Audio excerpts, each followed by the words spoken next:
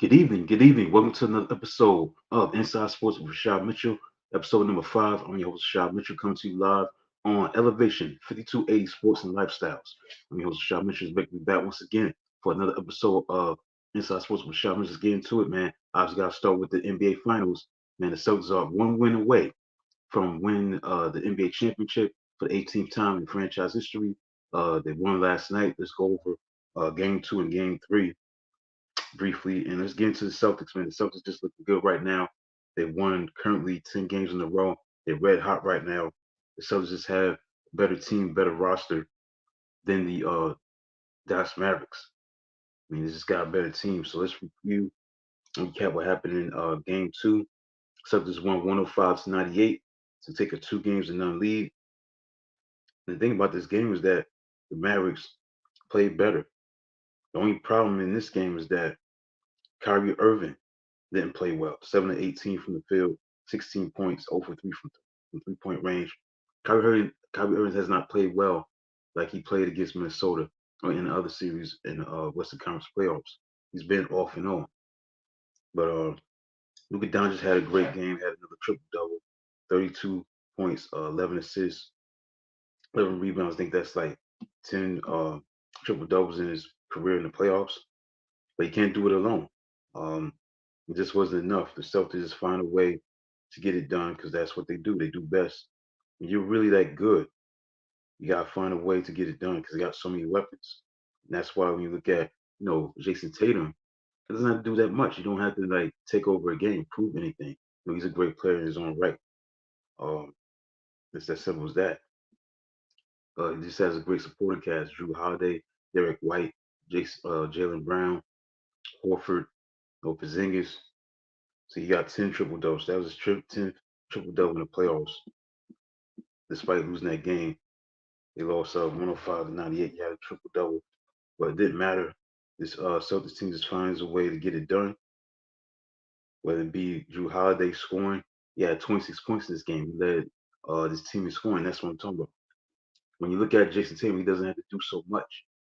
When you have such a great supporting cast as he has, he don't have to do so much. Drew Holiday led the team in scoring. Jalen Brown, Tatum did what they had to do. Did with passing and defense, blocking shots, wherever it is. They knew what to do. Drew Holiday had 26 points, 11 rebounds, and White sprinted down the court to block a key basket that could have cut the lead to 3. Tatum didn't play well as far as scoring wise. He had 18 points, but he did have 12 assists, 9 rebounds. Jalen Brown had 21 points and 3 steals. Derek White had 18 points and 3 steals. This is great balance scoring. And Peyton Pritchard hit a bank shot from half court to give Boston a 9 point lead. They just know what it takes, man. They showing why they are the best in the league, and that's why they won this game in game number 2. Because a key block, man. Derrick Jones he blocked Tatum's dunk attempt, but White ran down the court and joined Brown to block PJ Washington's attempt at a dunk. Then Brown made a layup at the other end. Then Doncic missed a one-footed runner floated from 3 point range with 28 seconds left. And that was all she wrote. So Boston is able to take a 2-0 lead, and this impressive win for the Celtics. And that's the thing about the Celtics, that despite this winning streak that they're on, they've been able to win close games. Most of these games during this winning streak has not been blowout city. Most of these games have been like come from behind wins, close wins, nip and tuck. But they know what it takes to get it done, and that's what the Celtics are about. They just know what it takes to win when it comes down to that. And give credit to the Celtics. Celtics are why they are the best team in basketball. And they was able to get it done with a well balanced attack. Had 5 guys in double figures. 4 guys, 5 guys in double figures. Porzingis had 12 points. But Holiday was a catalyst, man. 26 points, 11 rebounds, 3 assists, 11 to 14 from the field. So very efficient, very outstanding. Yeah, Tatum didn't shoot the ball particularly well, but he did other things correct. 9 rebounds, 12 assists. And that's what it's about. If you're not shooting well, do other things well outside just scoring. Make an impact in other ways. Now, look at Dallas Mavericks. Even though they lost this game, they had well balanced scoring. They had everybody in double figures. But the problem is The culprit was Kyrie Irving. He did not play well in this game. I thought game two he'll bounce back. I thought this series was gonna go 7. Obviously, I'm gonna be wrong about that. Um, but I think when you look at Kyrie Irving, he's not played well in this series up to the standards that they played against Minnesota. This backcourt of Irving and Doncic is so dynamic, and the other series against Minnesota has not been close to that. So you can't have one guy doing great and somebody else not doing so great. So they end up losing 105 to 98 to take a 2-0 lead in favor of the Celtics. So now you have Wednesday's game, which is yesterday. Again, another close game. The Celtics won 106 to 99. Now they one game away from capturing their third, the 18th championship in franchise history. And again, for the first time in the series, Kyrie Irving played his best game. He truly played well. 35 points, 13 of 28 from the field, 4 of 6 from 3. But Doncic did not play that great. He fouled out of the game, 27 points. He took 27 shots, scored 27 points, 1 of 7 from 3. I don't think he played great. PJ Washington played solid, but not good enough. Jones Jr. didn't do anything. Gafford didn't play that well. The problem with the Mavericks is that they got to improve their bench as they go into the off season because this series is over. They got to get better on the bench because their bench play was not good. Tim Hardaway Jr. 0 for 5 from 3, 0 for 3 from 3, 0 for 5 from the field overall, no points. Kleber, 0 points. The only guy that played well was Lively the second. He had 13 rebounds, 11 points. But the rest of the guys didn't do anything. So this bench definitely has been inactive. They made 9 3-point shots in 25 attempts. And again, the Celtics, you know what they do. They do best. They shoot threes to exhaustion, 46 3-point attempts. They made 17 of them. So they was able to shoot 37% from the field, from 3-point range, they shot 37%. Not particularly great, percentage, but good enough to get them the W. 30 points for Brown, 31 for Tatum. Tatum truly had his best game of the series. As far as points are concerned, no. He definitely got it done in that department for scoring. So Brown and Tatum, their dynamic duo, outplayed the dynamic duo of Irvin and Doncic. I think they played very well. They made big shots down the stretch, especially Brown. Um, White made a key 3-point shot. He had 16 points, 4 assists, 5 rebounds. Just having an uncanny knack to make baskets when it's needed.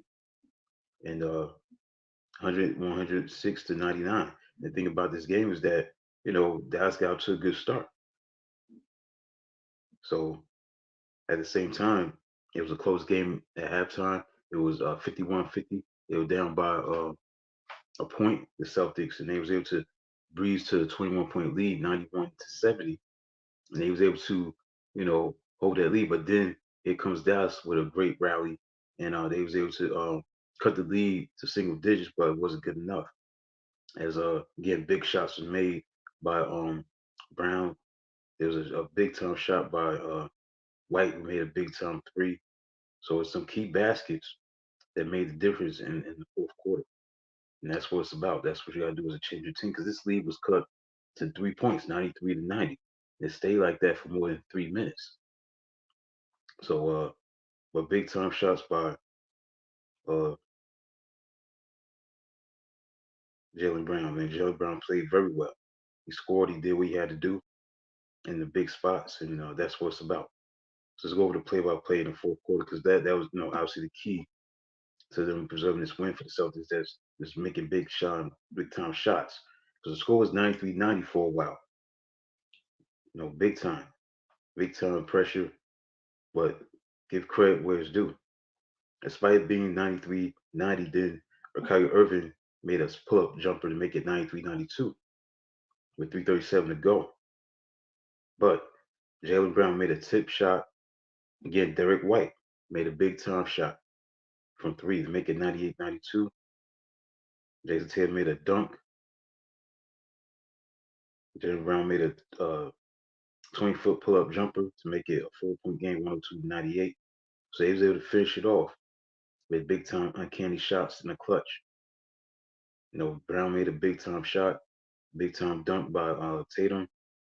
White made a big time three. So Brown, White, and Tatum was able to contribute down the stretch of that game, making big time baskets. And that's what it's about. That's what you gotta do.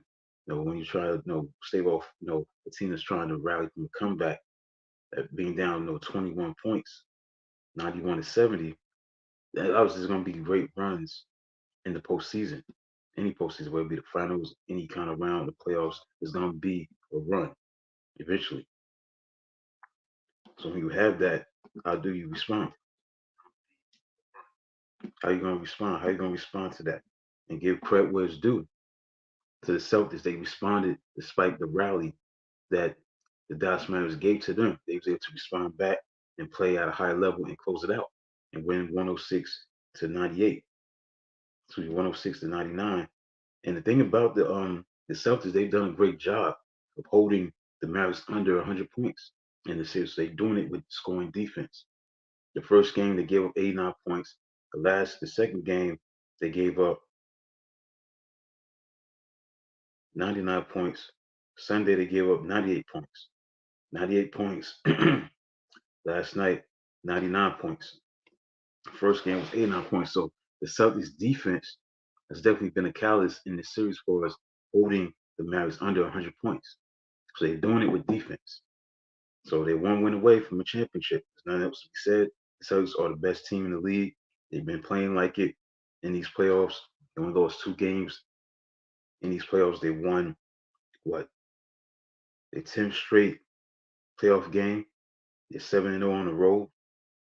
They can win tomorrow, break a tie with the Lakers for the most NBA championships with a victory.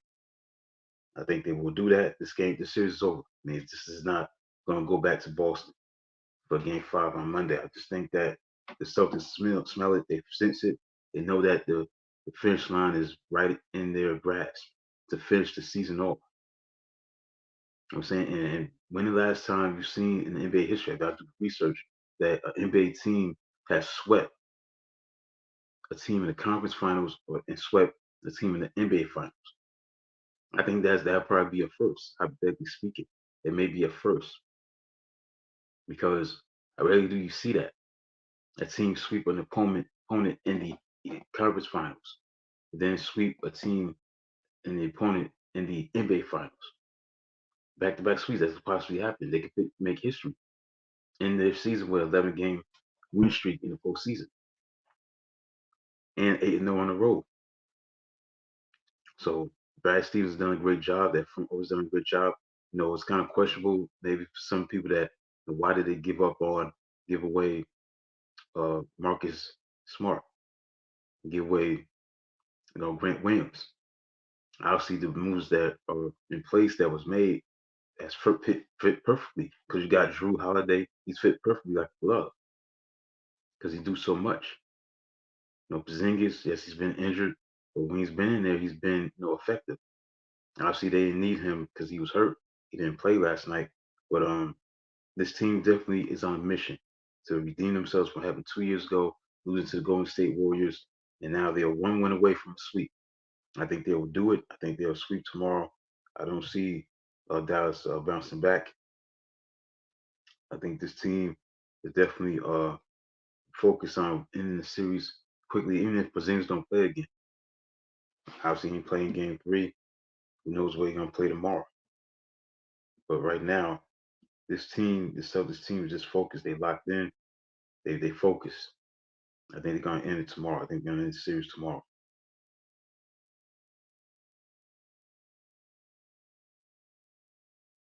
So there's an update that Kristaps Porzingis could play in game 4. So we'll see. But obviously he was out game 3. He was able to do well without him. From a defensive standpoint, offensively, they did a job.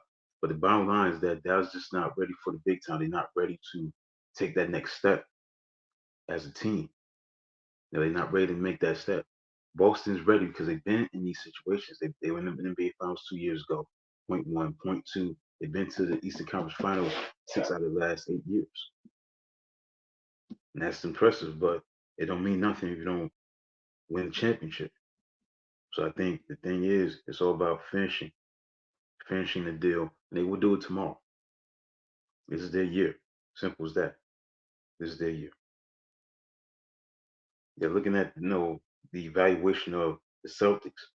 They've been in 3 straight Eastern Conference Finals, 4 appearances in the past 5 seasons, and 6 in the past 8. A postseason net rating of 12.8, even better than their historic regular season number of 11.7. So they've had great success advancing deeper into the playoffs, but no championship to show for it. That's why it's important that they close the deal tomorrow. Don't give the Mavericks any kind of hope. You don't want to risk nobody, a key player getting hurt. You don't want to give any confidence to Dallas to have confidence for Game 5. You want to be able to end this series immediately. So I think they'll do that. So nothing to be said, man. The Celtics are on a mission. So give kudos to them. They're looking good right now.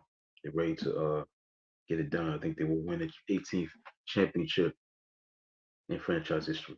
All right, so let's move forward and get into obviously Jerry West. Yesterday he passed away, age 86.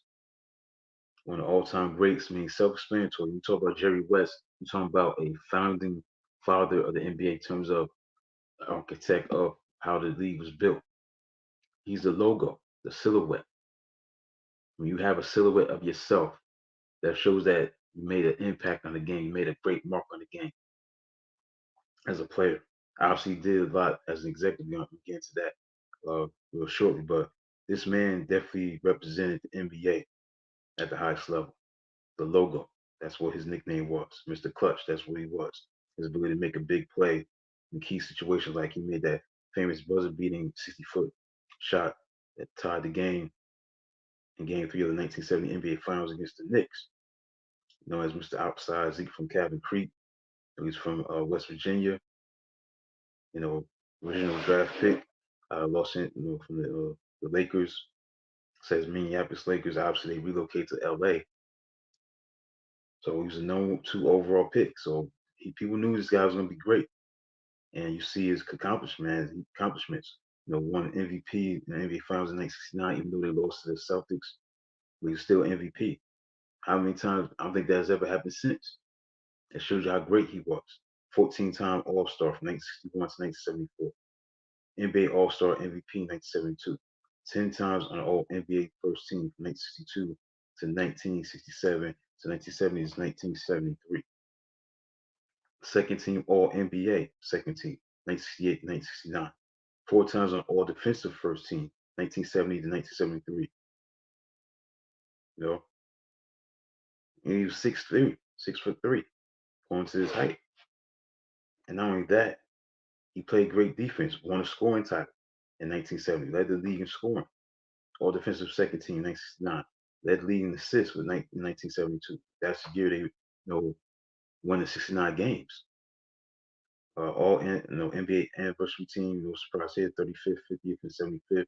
The jersey was retired by the Lakers because he was an outstanding player, most outstanding player in 1959, 2-time first team All American 1959, 1960. The list goes on and on. He averaged 27 points a game in his career, 5.8 rebounds a game, 6.7 assists. And pretty good coach. He didn't do bad as a coach as a Laker coach. 145 and 101, 589 winning percentage. So he did everything great. Everything this guy did, he succeeded. Here's another thing. To this day, Jerry West holds the NBA record for the highest points per game average in the playoff series. He averaged 46.3 points a game. See, Jerry West was the gold standard of this 2 guard position. He was Michael Jordan before Michael Jordan. You know what I'm saying? Because Michael Jordan, yes, he was doing his thing, putting up a lot of points, but Jerry West was doing that before him. And the thing about that's fascinating, that's amazing about Jerry West and what he did at his time playing in the 60s and 70s, that there was no 3-point shot. So later in the decade, I think 1979, that's when the 3-point shot was implemented in the NBA. But before that, you had to everything was 2 points. It was no 3-point shot. at the time. So he was able to dominate the two guard position like no other. And not only no blemish on his career is that he didn't win a lot of championships because he got ran to the Celtics, but he won the most important championship. That could have been actually you can make a case. That team that won it in 1972 against the Knicks, that team won 69 games. That was a record at the time. That was set before them was 68 wins. That was by the Philadelphia 76ers. I'm gonna get to them shortly because Chet the Jet Walker, he passed away. He played on that team. But anyway, they took the game to the next level as far as winning 33 straight games in a row. It is a record. So this Jerry West did it all, man. Offensively, defensively, he can defend. He's the only player in NBA history to be named Finals MVP on a losing team. That hasn't happened since. That's how great he was. Self-explanatory.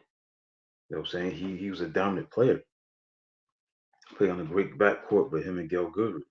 And then you look at his career in the office, front office, as a player scout. He was a general manager of the Lakers. And how he built that team into a dynasty. You know what I'm saying? Whether it be, obviously drafting Magic and obviously had Kareem. Again, he was a coach. He coached the Lakers. That kind of gets overlooked as well. But that team under his reign, they won 6 championships when he was there. Whether getting Worthy, taking Byron Scott, trading Norm Nixon to the Clippers and getting Byron Scott instead. So he fit perfectly with what they were doing with Showtime, drafting Eddie Jones, obviously Kobe Bryant. He loved Kobe Bryant. He felt that he was going to be great. You made a case that draft he was the steal because I believe Kobe was the 13th pick in the draft. He had to trade, Vlade Divac and to exchange for Kobe.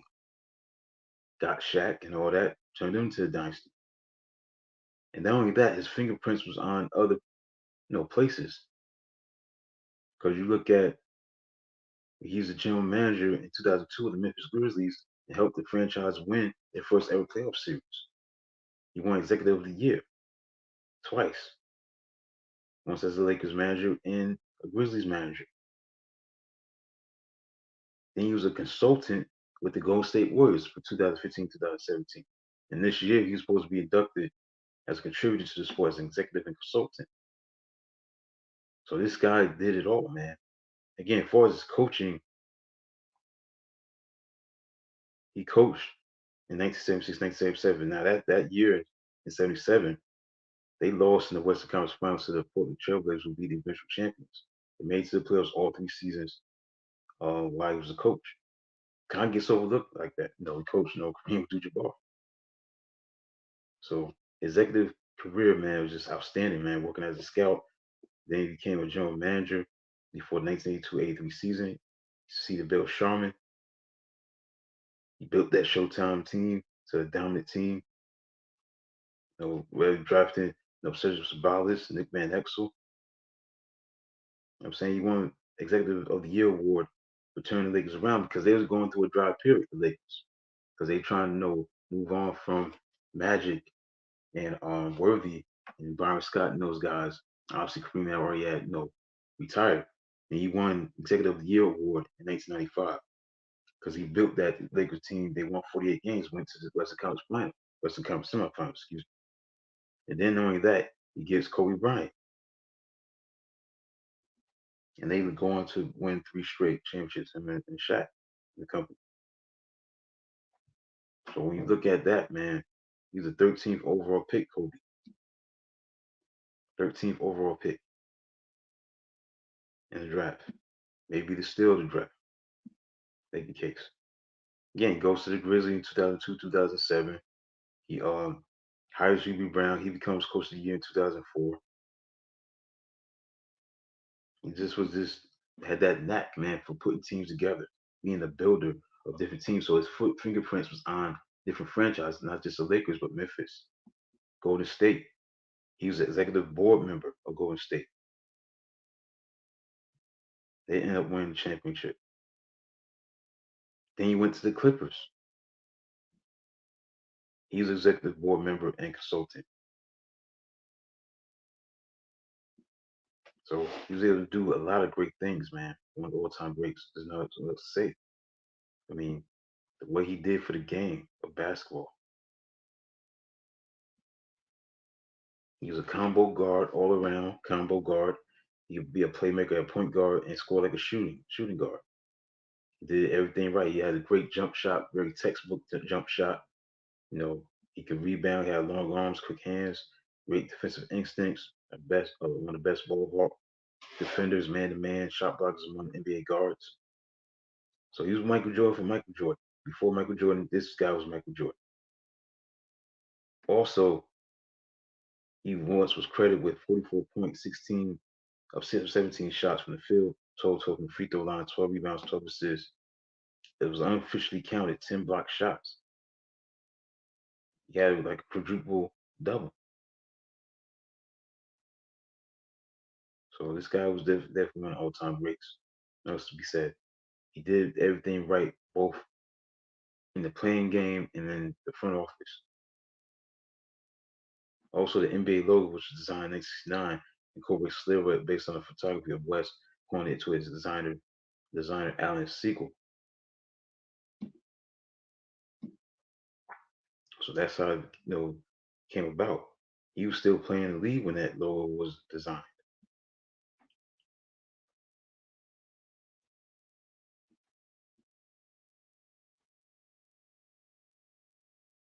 That's just amazing to have a logo like that, even while he was playing.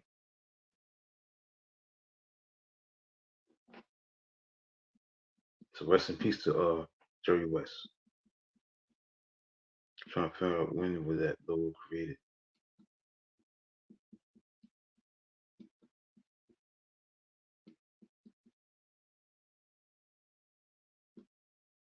Yeah, 1969. It was created in 1969.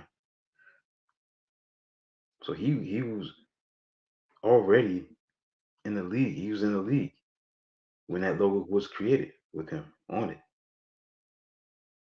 Very iconic logo. 1969. Got him dribbling the basketball with the left hand while closing in on the rim. Very iconic. So yeah, it was created in 1969, designed by Alan Siegel. And also Alan Siegel did the logo. He charged $14,000 for the NBA logo.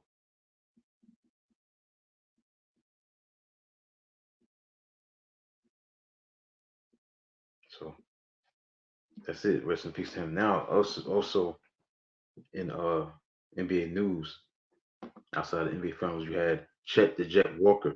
He passed away at age 84. Let's look into his career. He played on one of the great teams of all time also. Not just Jay West, he 69 wins, 13 losses, in 72 beat the Knicks in five. But Chet Walker was outstanding in what he did. He played on that 76ers team 7 years with the 7 seasons with the 76ers. They won in 1967, excuse me, and they played with the Chicago Bulls last 6 seasons of his career. Chet Walker. But that 67 team was one of the all-time great teams. He averaged 18.2 points per game, 7.1 rebounds a game, 2.1 assists, seven-time All-Star, All-Rookie team in the NBA. That 67 team, man, that team won 68 games. It was 68-13. That was the best record in history at the time. Alex Hammond was the coach. They had Wilt Chamberlain, obviously, Howard Greer, Wally Jones, Billy Cunningham was coming off the bench. They beat the Celtics finally, especially for Wilt's sake. They was able to win. That was one of the all-time great teams. 68 wins. 68. He was elected to the Hall of Fame by the Veterans Committee in 2012. So he was 84 years old. He led the NBA with an accuracy rate of 85.9%, on the free throw line. He's won top 10 free throw shooters 5 other times. Scored 56 points against the Cincinnati Royals when he was with the Bulls. So he's a great outstanding free throw shooter. So this guy played on one of the great teams of all time. I mean, 67 76ers. They won 68 games. So Jerry West, several years later, in 1971-72 season, that team that he was on won 69 games. Rest in peace to Chet. Okay, so that's it for the NBA stuff. Yeah, one more thing. Dan Hurley, shout out to him. I'm truly happy that he did not take that job as a Laker coach. He's coming back to Connecticut. That's a great, great idea because the bottom line is that he's one of the great coaches in history of the college basketball sport. He's going to go down as one of the all-time greats, and he's already won 2 in a row, and now he got a chance to win 3 in a row. So with him coming back to Connecticut and not taking the Lakers deal, it was what 6 years, 70 million. I think it's a good decision for Dan Hurley because you got a chance to build on what you're building on. You know what I'm saying? The job's not done. You know what I'm saying? For them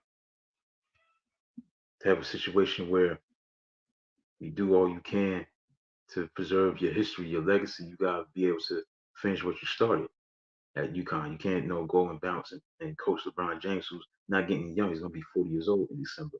You got Anthony Davis was in his early 30s, so I don't think it's a good look. So I think it's great that he decided to come back to Connecticut and try to win a third straight championship. That's what it's about.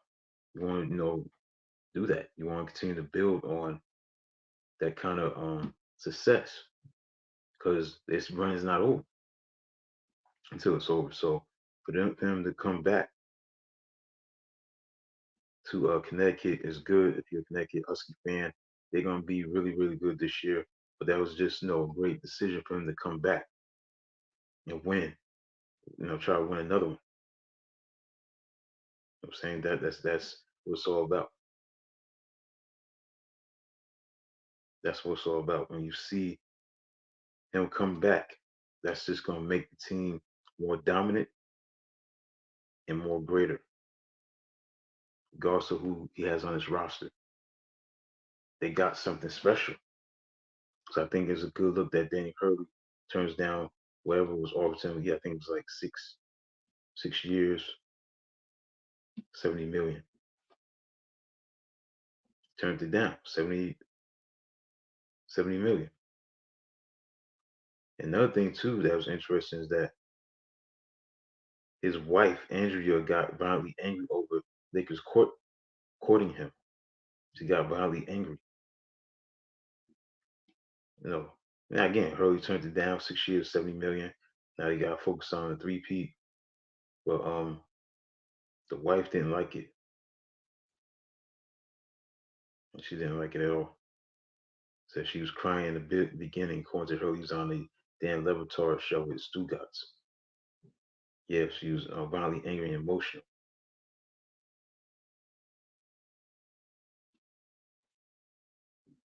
So he's coming back. So that's good for the Cavs game. Have a great coach trying to state his claim again as what he is, and that's what it's about.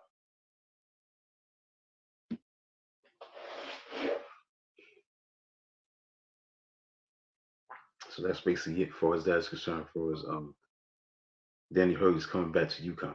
All right, so done with the basketball talk. Let's get into some Major League Baseball. Look into the standings. Look what's going on with the Major League Baseball. We in June, mid part of the month. Let's get the standings. Right now, the Yankees are 49-22. They're in first place. 2.5 games up over Baltimore. Boston's at 500 34 and 34. Toronto's 33 and 35. Tampa Bay is 33 and 36. Cleveland is 43 and 23. Kansas City is 40 and 30.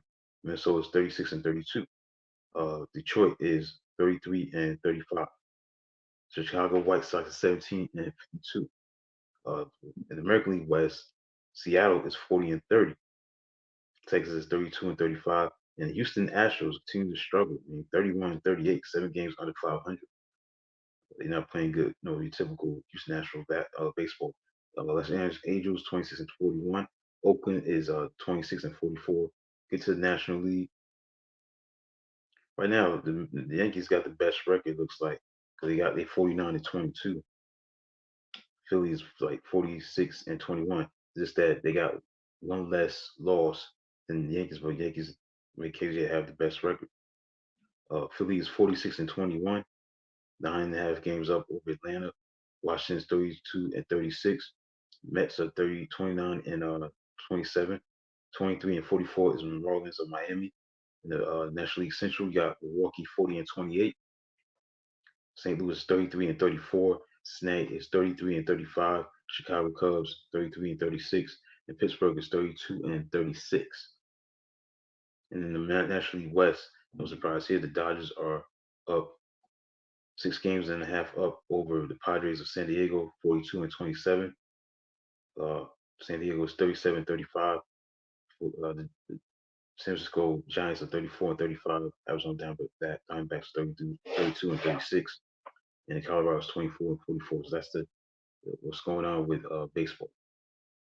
Again, long way to go. But the thing that stands out to me is that the Houston Astros gotta be the biggest disappointment in the first half, and also Texas, 32-35. They haven't played well. I think the biggest surprise in baseball, you can make cases Cleveland. Cleveland's 43-23. Kansas City's 40-30. Who thought that'd be the case? You know, Milwaukee 40-28. So either way, man, it's a long season. See what happens. All right, so I'm gonna get into the Pete Rose book. This is gonna be my last excerpts I'm gonna read because it's a very long book, but I'm not gonna be long-winded reading about Pete Rose. I prefer to just bounce around and read another book to you next week. I'll figure that out. Have a good treat for you, the listeners, next week. So let's resume with chapter 15.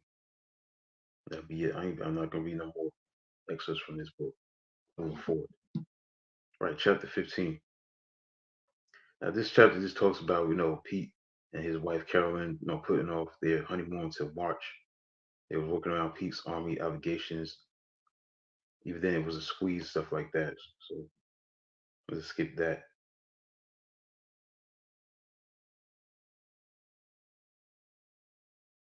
Honestly, he wasn't satisfied being rookie of the year. He didn't think that his 273 batting average in 1963 was even close to his maximum potential. He batted 174 in April, struggled at times in the field. In one game, dropped 2 pop flies at second base and let a third fall for a hit.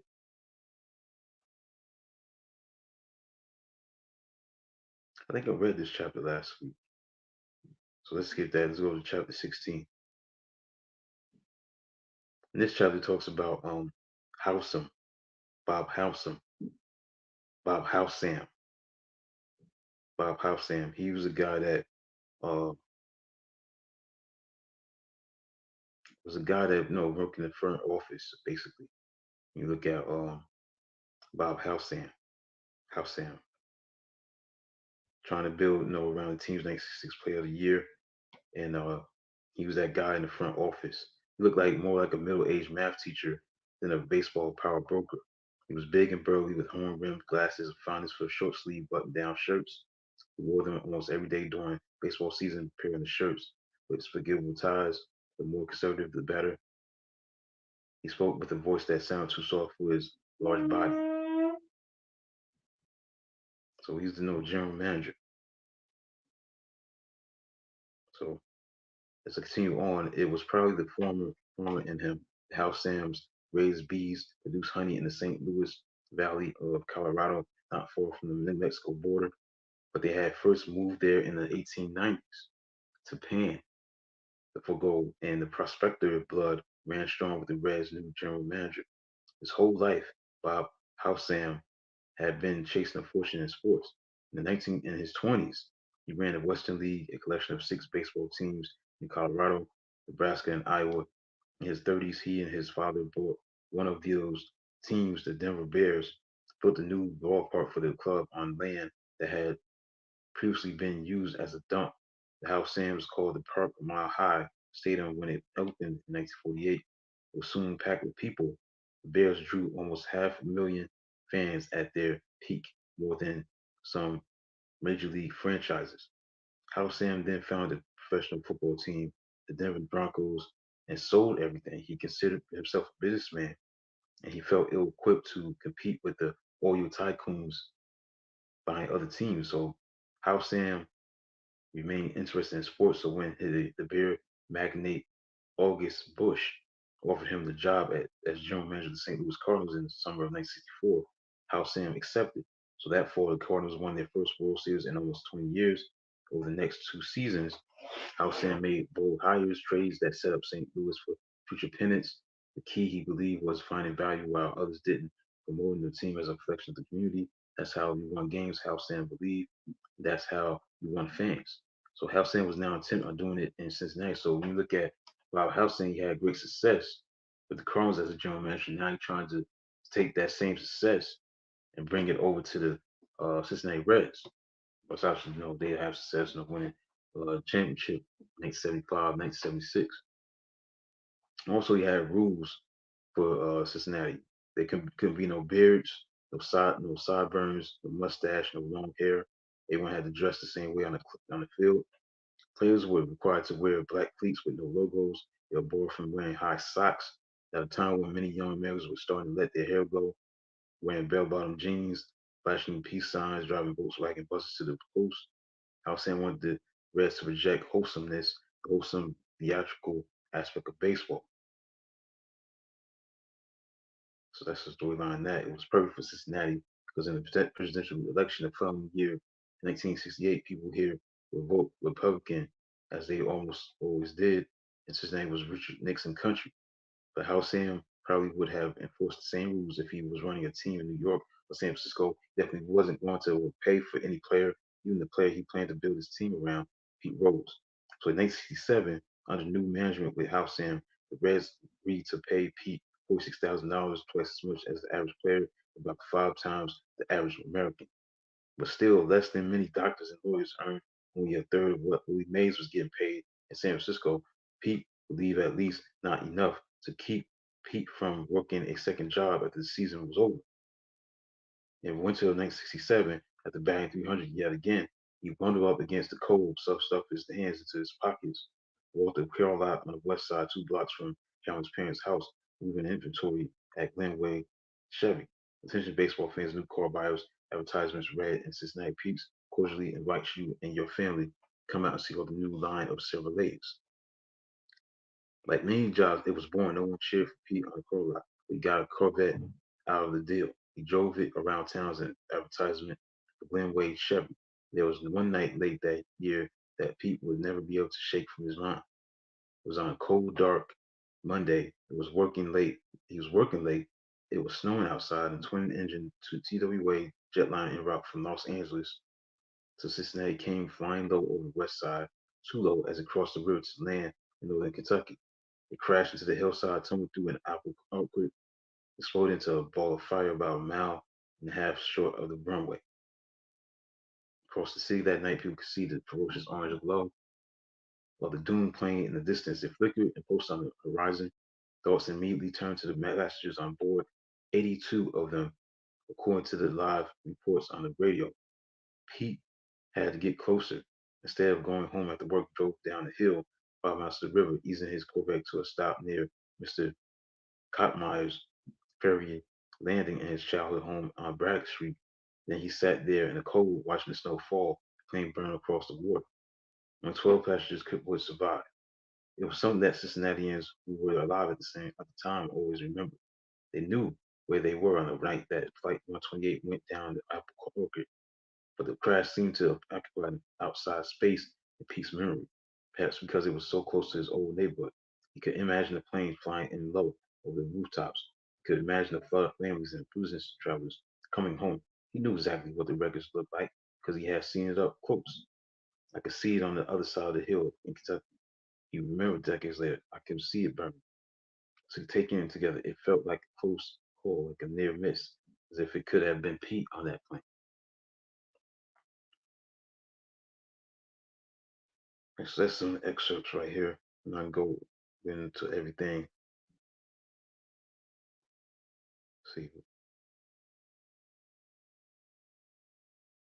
it's gonna be my last show. Like I said, I'm gonna read some other books starting next week. So this is a very long book, so I don't think it's a good look just to cover the whole book.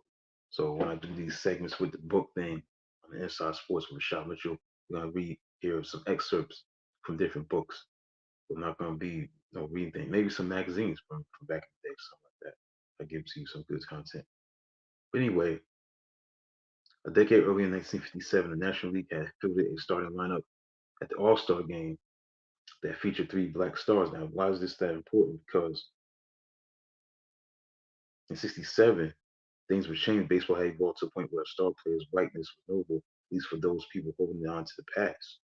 Because a decade earlier, in 1957, the National League had fielded a starting lineup at the All-Star game that featured three black stars like Hank Aaron, Willie Mays, and Frank Robinson. But the American League had tried out a lineup that was exclusively white. The American League two black players that day barely made it onto the field, and one of them didn't see action at all. Neither team had a single pitcher who was black. So at the All Star game in '67, American League continued to lag behind anything but the diversity of the country. Six players on the roster were black and Latino, but this time, two stars like Rod Carew, Tony Oliva were playing players of color. National League fielded a team that was nothing short of historic for any fan paying attention. Half the team was black or Latino. It was these stars who carried the National League that night. The first 5 men to bat were Lou Brock, Roberto Clemente, Hank Aaron, Orlando Cepeda, and Dick Allen, all black or Latino. National League starters were Juan Marichal, imposing fastball pitcher nicknamed the Dominican Dandy. The two next two National League pitchers were Ferguson Jenkins and Bob Gibson. They were both black. So a white man didn't even toe the rubber for the National League until the ninth inning. Pete Rose's teammate Tony Perez was the biggest star of the night. But Tony Perez hit a home run in his extra innings to win the game for the National League. So in other ways, the game looked exactly the way it did 2 decades earlier when Jackie Robinson became the first black player in the majors. And one of the places that was slowest to change was the press box. In the 1960s, the late 1960s, remained all male. Women were permitted in the clubhouse almost all white, especially in the place where it mattered most. Every major sports column in every major American newspaper was written by a white man. And while many of these reporters wrote flattering stories featuring the game's black and Latino stars, they gravitated to Pete Rose instead. He looked like them. He spoke like them. He was working class like them. He was willing to give interviews all day, filling their columns with colorful quotations and stories. In their minds, he didn't need to run from his comment about being exciting and white. Pete was just stating the facts of the matter. Collins wrote in 1968 that he was the most exciting white baseball player in baseball, the most electrifying player in the game today. Purple, orange, red, yellow, black, or white.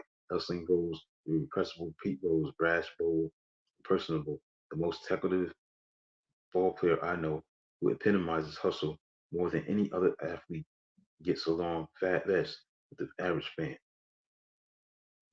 The courage was hyperbolic at times. Perhaps it wasn't untrue. Long after the games were over, most other players had gone home. Pete would still be there at the ballpark signing autographs for fans. He stayed for them, win or lose, signing for more than an hour at times. Carolyn and Vaughn could wait, and then next morning he'd be the first one back at the stadium. See, Leo DeRocher, the manager of the Cubs in the 1960s, met hundreds, maybe thousands of ball players during his career. Rocher had been playing baseball since 1928. He played with Babe Ruth, Lou Gehrig on the Yankees. He had managed Jackie Robinson in the early years with the Dodgers, had logged more miles on buses, trains, and planes bound for baseball diamonds, and ballparks than almost anyone in America. He knew everything there was to know about the game, plus some things he preferred to keep to himself. DeRocher was suspended from baseball for 1 year in 1947 for consulting with gamblers. But in his career, 40 years in baseball, DeRocher had never seen anything quite like Pete Rose. When the Reds played the Cubs, the old manager sat in the dugout in his blue stirrup socks, and eyed Pete with a mix of reverence and ire, asking himself questions that had no answers. Why didn't his players work this hard? Why didn't his guys turn around balls into singles and singles into doubles? Why didn't they dive headfirst into the third base or headlong into the outfield at Wrigley Field? Why couldn't he have a player who fought like Pete Rose? Why couldn't everyone be like Pete? We can't get him out, the Worcester Brother. He's something. Right, so that's it for chapter number 16. That'll be my final excerpt from this book. I'll no longer be reading from this book. Next Thursday, I'll read from another book. Gotta make a decision on that.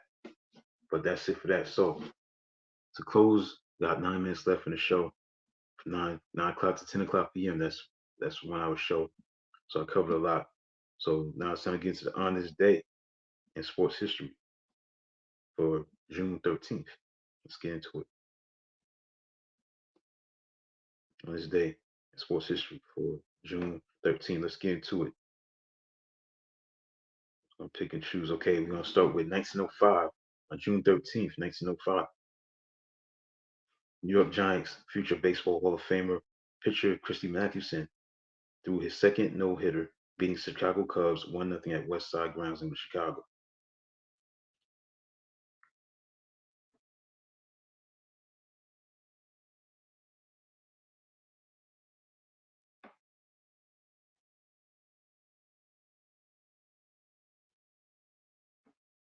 Continue on with the events. That's what it's all about. What happened in this day? In 1913, on June 13th, Yankees win 13th game of the year to losing 36 games. I think it's the Yankees said Yanks. 1918, on June the 13th, the Phillies and the Cards tied 8-8 in 19 innings.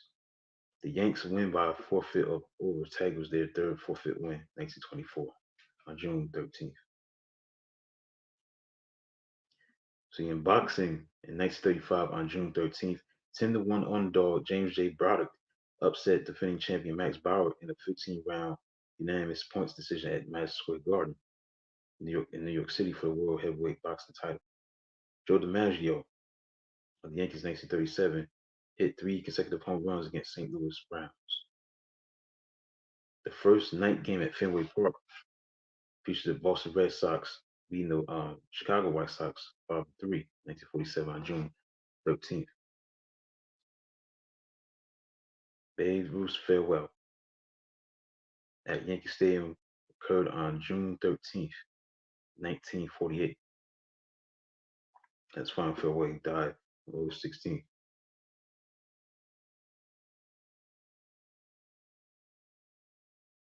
1957, on June 13th, Ted Williams became the first American leaguer to have two 3 home run games in a season.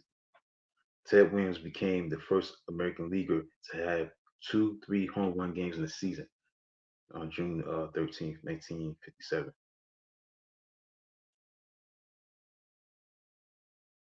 On June 13th, 1973, Steve Garvey, Davey Lopes, Ron Say, Bill Russell played together for first time, set record of staying together as an infield for 8.5 years for the LA Dodgers. Steve Garvey, Davey Lopes, Ron Say, and Bill Russell played together for the first time, set record of staying together as an infield for 8.5 years with the Dodgers.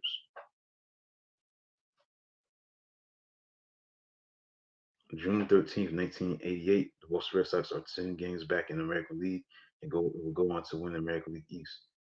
On June 13th, 1989, the Detroit Pistons, that's 35 years ago, beat the Lakers in a sweep in 4 games.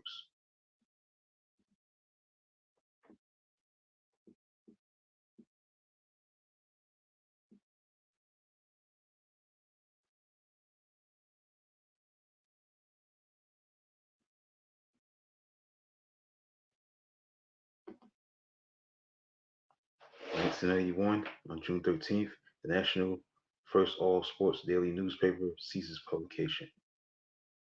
1994, on June 13th, Chicago Cub second baseman Ryne Sandberg retired due to poor play he forfeited his $15.7 million of his $25 million contract. June 13th, 1994, Don Manley plays first base for 1,469 games for the Yankees. That's the second most. In 1975, on June 13th, Major League Baseball Cleveland Indians pitcher Dennis Martinez pitched a no-hitter against Baltimore. As the Cleveland Indians won 11-0.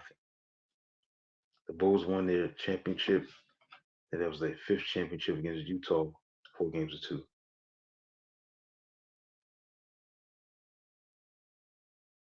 Matt Cain in 2012, on June 13th, of the Giants of San Francisco, pitched his first perfect game in franchise history against the Houston Astros. In 2017, the Warriors won their second NBA title in 3 years, with the Cavaliers winning 129-120 on June 13th.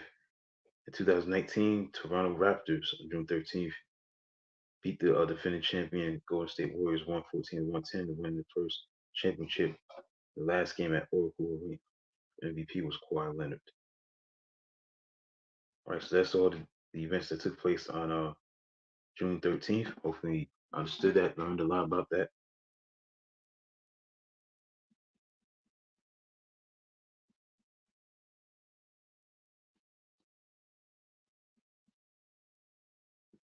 Yeah, so that was an interesting period of time with the Dodgers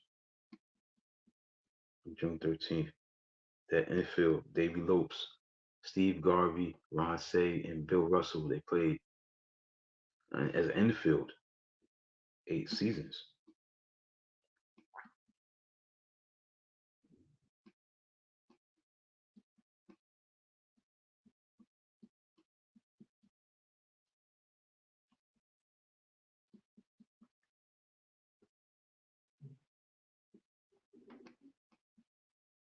So that's an interesting feat. Yep, June 13th, 1973. The Dodger infield of Steve Garvey, Davey Lopes, Ron Say, and Bill Russell, they began a streak as longest running infield on this day. That would be 8 years, 8.5 seasons. Yeah, 8.5 years, excuse me, 8.5 years. The durable Dodger infield, something special from 1973 to 1981. That would be the same infield. That shows you how special that time was, to see something like that happen. But it started on June 13th, 1973.